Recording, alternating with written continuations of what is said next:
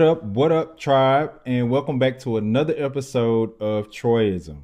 Um, Last show we did good. We got it down to I think like under 40 minutes, so we know that's a plus because we've been running the earlier shows ran over an hour. So tonight, same vein.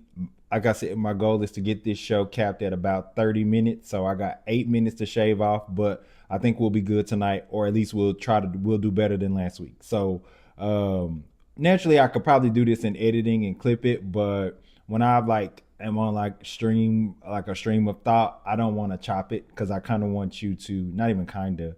I want you to understand like my full flushed out thought about a topic, so I won't really do too much chopping and editing.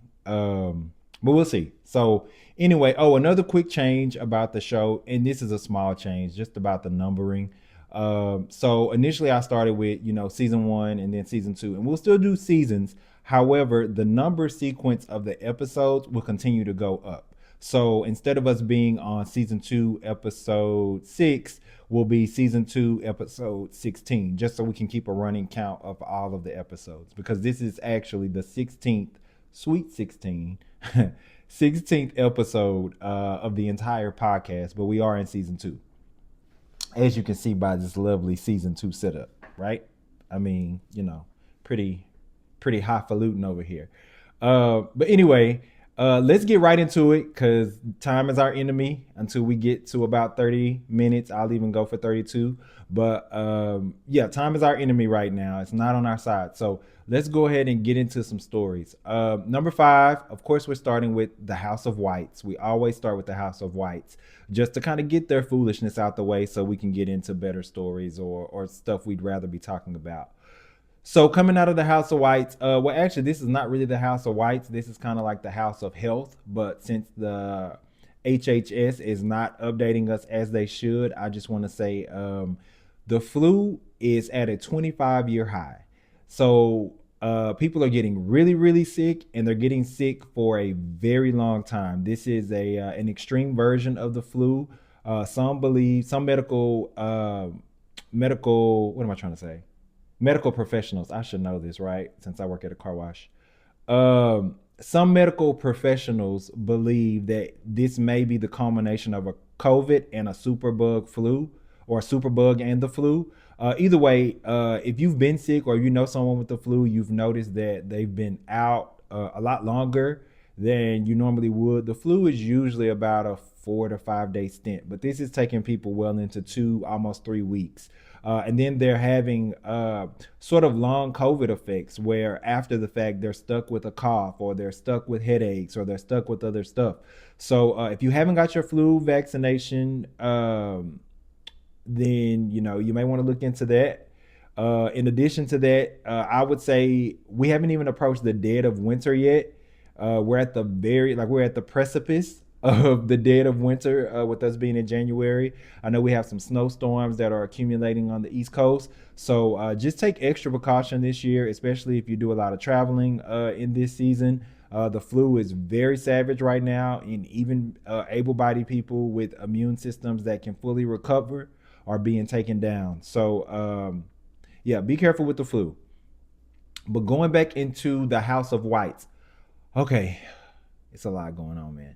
But I think that's the way they like it. They like to keep a lot going on, so we don't know which way to look or what to pay attention to.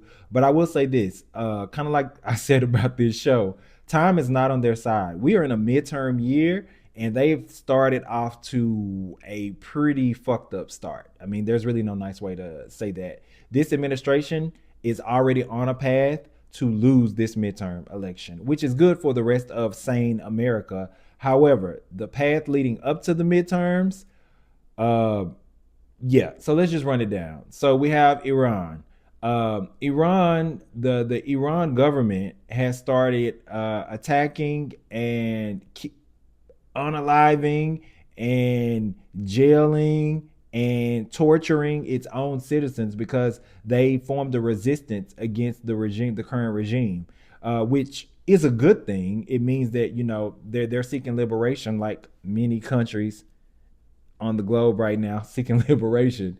But so their regime or their leadership started, going AWOL on them. And so now the U.S. or the House of Whites feel that we may need to intervene. And like I told you last week, they already said they're ready for us to jump in anything because they want it with us bad. So we're going to keep an eye on Iran. Unfortunately, these things don't wrap up week to week like the 12-day war that never was. But we'll keep an eye on Iran, just kind of let you know globally that's what's going on in Iran. The crazy thing about it was, y'all, they cut their internet. So it was like, no, y'all can't even make videos about what we're about to do to you. Like the internet went dark.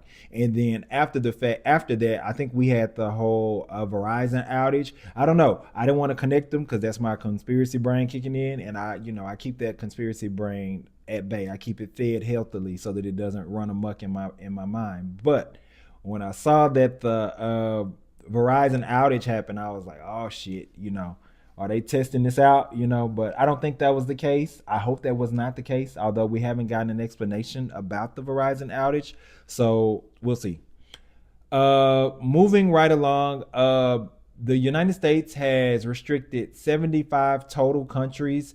Their visas have been restricted. Naturally, a lot of the countries are non-white or they have a healthy population of black and or brown people. So, another day in the House of Whites.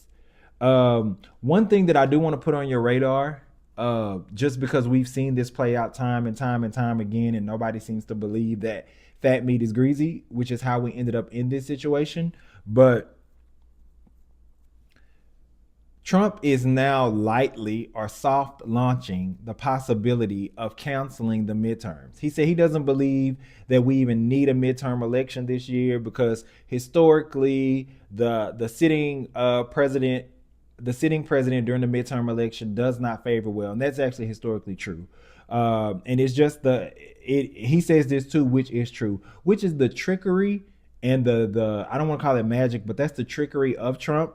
He will give you a crazy narrative that he wants to push, and then he'll support it with statistical fact. So yeah, the facts are statistically correct that most incumbents don't do well during midterms, and there is a psychology around the general voting population not being happy with the status quo, and so they always push against the sitting administration. So which also factors in a little bit if we're talking statistically. In addition to her being a woman, a little bit of that was a burden of Kamala Harris's to carry as well. She was the sitting vice president during her campaign of only 107 days. So that's what I'm saying with him. You have to be very careful when dealing with this guy because he'll throw out some crazy plan and then he'll support it with statistical fact. And if you look up the statistical fact, I think this is where a lot of his podcast bros like Joe Rogan and all these people, they go left is because they look up the statistical facts and be like, oh, that checks out. So what he's saying must be true. No, it's not true. He's taking a bunch of statistics and supporting a crazy ass narrative like we should not have midterm elections. That's not the answer. The answer is to not have a midterm election because you feel like you won't do well. A lot of presidents didn't do well during the midterms. They didn't try to cancel the whole damn election. So keep your eye on that. He soft launched it, which means that he probably has some people in the background doing hard research and a bunch of legal research to see how he can bypass it. Because at this point, the Constitution is just a pamphlet in the hallway of Congress. Yeah, let's see. Anything else going on in the House of Whites? It's always something going on in the House of Whites. Oh, so another thing going on with the House of Whites is that since the brutal murdering of Renee Good in Minneapolis or Minnesota, you know what? I'm gonna be very transparent here. I always get confused on which one is the city and which one is the state, like Minneapolis, Minnesota. And I'm college educated. I'm degree. It's just not at the top of my mind. So I always get it confused. But I'm going to say that the people of Minnesota, yes, Minnesota, Minneapolis. I feel like that's right. I feel like I got that right. Anyway, the people of Minnesota have taken to the streets rightfully to protest peacefully protest. Let's be clear, peacefully protest the murdering of Renee Good and generally protest the presence of ICE in Minnesota. At this point, you guys, I'm sure you're watching the news, so this is being filmed on the observance of the MLK holiday. So this is being filmed January 19th, 2026. So if you're keeping up with the news, or if you decided to kind of clock out, I know we all need a break from it and pull away from it. Actually doing this show, hold on, I gotta keep up with my time. I told you guys, I'm committed. I'm committed. I'm committed. Okay. So anyway, so where was I? Shit, where was I? Oh, Minnesota. Um, so the people are peacefully protesting, and if you are watching the news, you're seeing that ICE is breaking into people's home now. Christy Nome, the head of the Department of Justice, told people to have your papers ready. Like, we are going all the way back to like slavery and Reconstruction. Like, we're going back far. They're going deep. Like, when they said "Make America Great Again," they were going back. I thought like the 50s or 60s. These motherfuckers are going back to the 1910s. You know, the late 1800s. Like, show me your papers. Are you crazy? Like, they said, like, have your papers, have your proof of citizenship on your person, or we may hogtie you and take you to a nondescript location that may or may not be in this country. So the people of Minnesota are peacefully protesting. Um, my full support is to the people of Minnesota and not ICE. Like, no one should be supporting ICE except for maybe Stephen A. Smith, but we'll get to him. He has his own topic tonight. But let's take a break in the interest of time and the interest of moving the show along. Let's take a break, and then we'll get into the rest of our stories.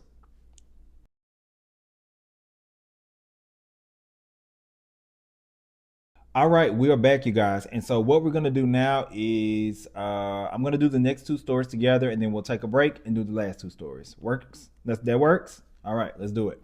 So coming in number four, because I stated earlier, we are recording this on the observance of Martin Luther King Jr. holiday. So number four, of course, goes to Martin Luther King Jr. You know, this MLK holiday clearly is heavier, but it's also more reflective for us. I think, just I'll speak for myself. Growing up and us observing MLK Day, and us learning the "I Have a Dream" speech, and us holding our hands together in grade school singing "We Shall Overcome," and it felt like we were at a period where we had kind of overcame, and so we were grateful, and we were exalting and honoring those that had come before us and made life for us, better, or a modicum of better, or a version of better that didn't, or a version of better that didn't exist previous to the work that had been done. Sorry, I'm kind of clunky, but trust me, I'm going somewhere. Um, but now that we're in this space on MLK Jr. Day, post Obama, post our first black president, post, of course, the efforts of civil rights, post George Floyd, post pandemic, and you get to this space where we're in our second Trump term, and we see the state of not only our country but the state of the world. Uh, we've gone from, or I've gone from this space of, you know, gratitude and peace of mind, which I still hold, but right now the mindset and the attitude should be we're gonna have to dig back in the crates of civil rights, and when I say we have to dig back in the crates of civil rights, I'm not talking to Black America. This is indelible on our brains. This is indelible on our existence because we've never fully escaped it. It's taking different forms, and I think we're at a point where we have to stop doing that as well. We call it the government when it's white supremacy. We call it Hollywood when it's white supremacy. We call it corporate America, but it's white supremacy. Like, we call it all of these things with law enforcement, but it's white supremacy.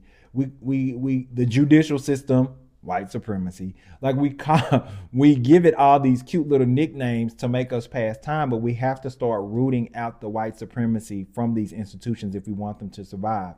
or to not to survive, but if we want them to get back to a place of equality and more importantly, equity. Um, and so this MLK Jr. Day, I definitely want to show gratitude to him and his family, because let's keep in mind, this was a 39-year-old father of four, a man of God, a Christian, Nicki Dumbass Minaj. I don't even want to talk about the thing with her and Don Lemon yet, first of all, because I don't want to give her any more time or ignorant energy. She's out of the scope of her understanding or her intellect. Clearly, she says her favorite book of the Bible is the 23rd Psalms, which is not even a real book. She called and said she liked it because it was a shorter verse. Anybody who knows, I'm assuming she was talking about the 23rd Psalm, is not a short Bible verse. It is not actually. So I think, in spite of all the ignorance, Dr. King actually was a minister. He actually was a man of God, and he was trying to bring equality to black people, but eventually to get rid of the class, the class disparities in this country, and ultimately, that's probably what got him killed.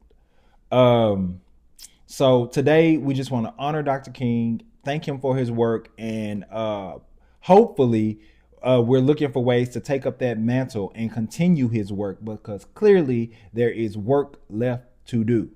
So I don't know what that looks like for you. For me, it starts here. It starts with this, but there's more. There's more that we all can do. And since a lot of the celebrities seem to be under some type of conspiracy gag order because of the blackmail retrieved between Epstein and Diddy, I don't expect them to come in and have much to say about what's going on right now, because they can't, uh, unless they're aligning with him. But we won't belabor that on MLK's Day. So thank you to the King family as well, because they gave not only him, but they gave of themselves selflessly, for the general cause. And to all those artists of the time, Muhammad Ali, Aretha Franklin, Sidney Poitier, Malcolm X, all of those people who gave of themselves and their platform selflessly to make sure that the plight of the African American people in this country were acknowledged, highlighted, and that actionable items were put in place to change. So thank you all. We stand on your shoulders, and we let the ball drop a little bit. That's accountability. That's going to be threaded through this show as well. Accountability. We'll take accountability for where we may have had some blind spots, or we entrusted our future and our legacy in this country with people who look black but don't represent blackness the way they should. So we'll get back to that. That's what we're on right now. So thank you to the entire King family and Dr. Martin Luther King for having a vision and enacting that vision, no matter how much fear came along with it, that inevitably cost you your life. We are forever grateful for your contributions, and to the many civil rights activists then and now who continue that work and push us in the direction of true equality. We thank you. And you know what? I want this segment to be standalone. So let's take another break, and then we'll do the rest of the segments, because, yeah, I kind of want this MLK to be a standalone segment. But thank you. We appreciate you. We're grateful for you and your family.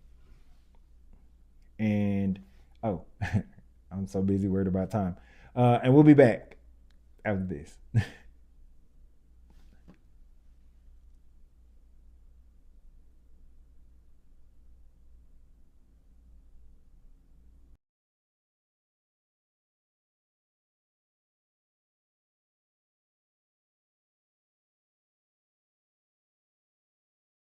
All right, and we are back. So let's hop right into it. The next one up is Stephen A. Smith versus Black America. I I have so many choice words for Stephen A. Smith, but then again, I don't, because again, we've seen this before. We've seen this play out with different versions of black men who thought they were above the fray, or because they got to go up to the good old boy suite and get their marching orders, that they were somehow above the black community. So if you don't know what's been going on, which I think you all do, let's do a quick recap, and then we'll get into my thoughts on the situation.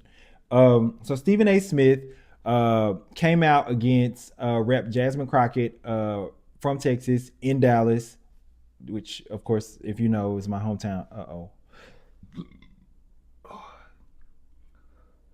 Ooh, sorry about that.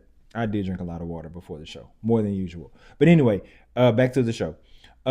Stephen A. Smith came out against Jasmine Crockett and basically publicly scolded her for the way she treats President Trump and the way she generally carries herself. I mean, we know what this is stand for. He's basically saying, you're a little too around the way, you're a little too hood, you're a little too black, you're a little too, you don't toe the line of white professionalism, so you cannot be the representative for this movement, or you can't be the voice of resistance to Trump like Gavin Newsom, or all these other people who've come out. There's a ton of them, but somehow Stephen A. Smith wanted to, reprimand and scold Jasmine Crockett, a woman whose professional career lapsed his professional career. Let's be clear, in separate boxes. Her career lapsed your career. And so ultimately, her retort was she kind of compared him,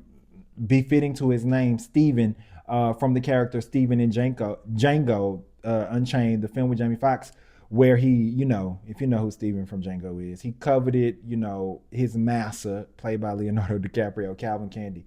Leonardo DiCaprio did really good in that role too. Leonardo DiCaprio is a really good actor. Like, he's a really good actor. And this is someone who's not necessarily a Leonardo DiCaprio fan, so to speak, but I will always watch a movie from him, and credit where it's due. He's a good actor.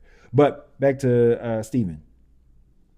So she likened him to that. He took offense to that, and he came back and he did what all people who feel guilty of their actions tend to do. He began to read off his black resume and the money that he's given to colleges and universities. First of all, your money hasn't trumped Mackenzie Bezos, so shut up. Like, stop talking about money if you're not at the top of the money tree when it comes to giving monies to HBCUs. So first of all, stop with that. But second of all, he went to talk about the work he does in the black communities. Then he went to list, his version of I Have a Black Friend, raised by black women. Of course, he has daughters who've been on the show who are just as boisterous as Jasmine Crockett, which we appreciate within the black community, which is why this is so far-fetched that Stephen A. would even... We love our black women to be passionate and have voices. And, since when do we not? We love that our black women can show up in any way they want to, and we hold space for them and we support them until they start talking stupid shit like pink wig. But he went on to read off his resume of things he had done. And let's be very clear. We don't give a damn how much you've done. It's about what you allow to come out of your mouth and how it reflects the black community and how you think that you slid yourself into some Bill Cosby place or so where you can come out, so where you can come in front of the community and tell us what our problems are in front of the general world. And I'll be very clear. You think you can talk to us like that in front of white people because you go upstairs to the good old boy suite and get your marching orders. You take marching orders from them. We don't. So let me be very clear for you, Stephen A. Smith. Oh, and this idea that you're floating around that you'll be president, let's cut straight to the chase. You will never be president because black people will not vote for a black man who disrespects black women. Let me repeat that for you. Black people will never vote for a black man who disrespects black women. And if you think those people on the right are going to vote for you just because you say the sweet little nothings that they want to hear in their ear when they tune in to your sports show, emphasis on sports, you will be clearly deceived and misled like Herman Cain and all the other dead black people who thought that they could align with this foolishness to get ahead in the game of life. We're not buying it. They're not going to vote for you. And the moment you stop or find your breaking point with this, they'll toss you out and you'll be on the 405 in a white Bronco for some nondescript reason as well. So spare us the schooling, William Cosby Sr., and just focus on maintaining your blackness in that 99.9% white space because it's slipping by the day. Matter of fact, it's slipping by with every story that you do. So why don't you just stick to what you're doing and let the people who are really invested in the black community and the black community being better and more supportive and getting back on the narrative of restoring equality, which we are losing or have lost within the last year or so. Let us focus on that. And you just continue to march up those stairs with your chest out to the good old boy suite and get your marching orders, and you march back down with your half Negro fro and tell us about ourselves. Or better yet, just talk about sports. Super Bowl's coming up, talk about that. We don't want to hear you tell us about how our blackness isn't good enough in these white spaces that you occupy so well. And I don't give a damn how many checks you write to HBCUs. I don't care how many checks and you write to Osage Sasa or whatever you said, dumbass. You don't even know your own fraternity's name. But anyway, I don't care how many checks you write. I don't care how you can have the Pan-African flag hanging over your bed, and I still don't give a damn. Don't get in these public spaces in front of white people and think you're going to talk shit about us and we're not going to handle you accordingly.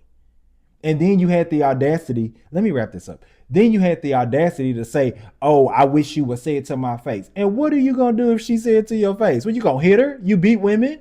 What are you going to do? Are you going to push her down? What are you going to do if she says it to your face? Django Jr. Well, no, you're not Django. Steven. What are you going to do to her? Because I'm pretty sure if anything you have in your mind, your brothers of Sega are going to beat your ass. You're a black man trying to press a woman in a room full of white people. You are a loser. You are a loser. And a PSA to all you losers who occupy these mics and sit on here and slob on these electric dicks every week. The time for towing the line and being these company men that you think you have to be in order to keep your money, but at the same time think the black community is going to look to you. We are in uncharted waters right now. We're not buying it, and you will be held to account for the bullshit you say on these mics. So if I were you, I would think 2 and 3 times before you do it. So let's move into something different, but somehow the same, where one man like Stephen A. Smith is busy tearing down the black community and calling himself a good guy just because he gave money to Colin Powell. Let's talk about another man who is serving as not only a mirror to the black community, but a mirror to American society. And it seems like only the black Christian community has a problem with it. Of course, I'm talking about Druski. Now, first of all, let me lay down my claim so you can know how biased I am. I think Druski is one of the funniest people on the internet. His ability to capture human behavior and reflect it back to us in a way that's humorous, but it also makes us look at how foolish, like he helps us laugh at ourselves, and hopefully we find a little course correction in that. So of course you've seen the video where Druski, his most recent skit, because mind you, he's done this with the Indy 500 whites where he had on the blonde mullet. He's done this with black women where girls go on girls trips, and by the end of the girls trip, they're all falling out and fighting. He's done this in so many realms of American society and just the way we interact with one another in cultural society. And so the fact that he's made his way to the mega church, or the parody of how a lot of mega church pastors are, where they're flying in on their cables, or they have their Rolls Royce and their red bottoms. And I think he said the red bottoms was like the blood of Jesus, which is hilarious. But the Christian community didn't take too well to it. Naturally, mega pastors, most mega pastors, but there were some exceptions, like Pastor John Gray, credit where it's due, didn't find issue with it because he wasn't attacking the religious doctrine. He wasn't attacking Christianity as a religion. He was literally, like I said earlier, holding up a mirror to what Christianity has become in the age of megachurch and virality, and internet virality. And so they didn't like it, but I'm here to tell you that, first of all, I actually had a plan. When I decided that I was going to talk about this, I had a plan to come here and I was going to, give it to the Christians and tell them about themselves and do all that. And as life would have it, over the weekend, I went to a dinner, and I think this was God, because God does stuff like this. I was literally in a sea of Christians, and they know who they are. And shout out to you all. Uh, Great group of people. But my indictment has never been that Christians are bad people. My indictment is that Christians, through fortifying the body of Christ and the church, have gotten away from the mission and the message of Christ. That's always been my crux with Christianity, or modern Christianity as it stands. And so what I would like to say is that Christians, black Christians, and Christians in general, but I'm really just speaking to the black church because his skit was targeted towards the black church, or reflective of the black church, not targeted, reflective of the black mega church experience. The one thing you're missing to bring you back to center, or bring you back to your roots, accountability. There's no accountability. Because had there been a accountability in the body of Christ as it stands, you would have watched that and said, you know what? Our message as we present it to the world does align with this. But the core of what we're trying to do is we're trying to get younger and younger and younger members to join the body of Christ. And so maybe our methods, now reflected back to us through a Druski's kid, may need some tweaking, may need to be refined, may need to be more streamlined, so that our message, or our prime message, shines through, that it's about the body of Christ and it's about restoring or your salvation. Now, I'm saying all this, I'm not a Christian. I grew up, Southern Baptist.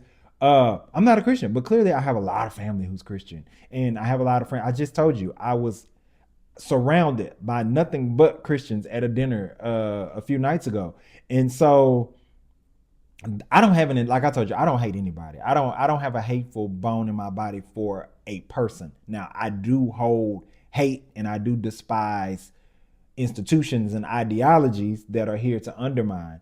But we can talk about, we'll always talk about that. But Christians, rub some dirt on it. Like, this is, if anything, learn something from this. In the words of Tyra Banks, learn something from this. Use this as a tool to become better.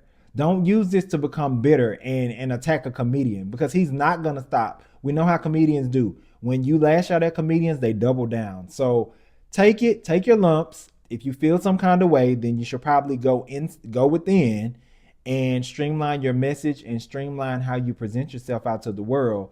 And maybe the next time Druski does a skit, even if it is about Christianity, you won't be that affected by it. So let's take a break, and then we're going to put a bow on this show. I think we're already over 30 minutes, but that's okay. My goal is to be under my last show. And if I just show progression that I'm under each show, then we'll be doing good. So let's take a break, and then we'll come back and we'll wrap this up. All right, tribe, we're back. Like I said, I'm already over 30, but you know what? Let's wrap. We're gonna put a bow on this show. So tonight we talked about three different men. We talked about three black men. We talked about Martin Luther King, of course. We talked about Martin Luther King, a visionary for equity and equality of all socioeconomic statuses and the advancement of the African American community in America. We talked about Stephen A. Smith, a company man who, to himself, feels like he's well intentioned, and it's just a little bit of tough love. But as of late, he's skewing more to the right and less away from his community. And then we had Druski, who pretty much is a comedian, but he also serves as a mirror to society. And now more than ever, we need someone who can add levity. It's a big word, but levity, I'll put the definition up. But generally, levity means adding humor to an otherwise heavy situation. So Druski reflects life back to us. And if we don't like what we see, it's not a call to attack him. It's a call to go within and change ourselves. So within those three facets of the black man in America, I think that given the times we're in, I think it's time the black men need to get back to, maybe we should be monolithic again. I don't know. Maybe, I mean, our exit polling, I always talk about our exit polling. It still aligns that we're all still together generally politically, which is great. But I think the mission has to be, especially within the black community, The mission in all respective communities, if all non-white communities, the mission should be, while the elites and white supremacy is consolidating power, we need to be consolidating resources. And in that, it means we need to be coming together. We need to be finding out how we can help one another. I'm about to go, my birthday's coming up. My birthday is January 23rd. And I don't know. I turn 41. And so I don't know. I just want to, like, I feel like a purge coming on, not like purge like the movie, like not pew, pew, purge, but a purge of just getting rid of things and leaning into the community more. So I'm going to go through my closet. I want to get rid of at least half of it. I don't know if I can do that just because I like clothes a lot, but I'm going to attempt to get rid of half of it. And what I challenge you to do is find a way to consolidate resources within your respective communities. And that doesn't have to just mean black people only consolidating with black and Latinos only consolidating with Latinos and, so on and so forth. But it does mean that there is a dominant society fighting to hold on to the last strings of oppressive power that they have. And the only way we are, one, going to survive it, and the only way we are going to defeat it, is if we consolidate resources as they consolidate power. If we're able to go in and lean in with one another, that's the only way we're going to survive this. I'll tell you how you won't survive. Fragmenting off our communities and sending them down to align with this MAGA nonsense, like the stupid lady in the pink wig. I was like, anyway. I think it's very important. It's very, very, very important that we consolidate resources right now, because I mean, what else do we have? We have each other. That's all we have right now.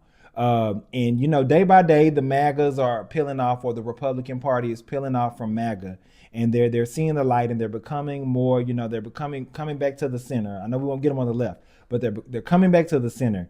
And so I think that's a start. But we have to keep our eyes peeled. We have to be very vigilant about what's happening in this country right now. There's been a consolidation of power. Like I said last week, with the Proud Boys, and all these people are all working for ICE. They're wearing masks, and they still have that vengeance and vendetta. A lot of those people are supposed to be in prison, and they're on the streets playing cops.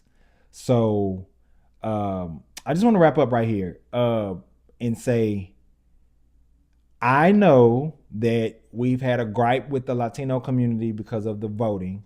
I know that we've had a gripe, and I'm speaking about black community. I know we've had a gripe with the Asian community because of the undoing of affirmative action, not realizing that it all resulted in more consolidation of white oppressive power. But we all have player fuck ups, right? Now, this player fuck up got us on the precipice of World War III. But at the end of the day, their goal is to divide and dwindle our numbers off until none of us can withstand just on size or on volume alone. And we can't let that happen. So the Latinos who, clearly didn't vote for this, and the Asian community who don't align with this bullshit, and of course my people, the Black Americans and the people across the African American diaspora, immigrants who are in this country, we are all in this together. And we can be quiet and silent and mad and in our respective corners, but at the end of the day, we will have to find a way to come together to, if nothing else, survive this. And so I'm going to give you some homework. I want you to begin looking at ways in your local environment and local communities to where you can support marginalized communities, be it your own or others, to where we can consolidate resources. Let's figure this out, because like I said, we are only in month 1 of year 2. Keep in mind, month 1 of year 2.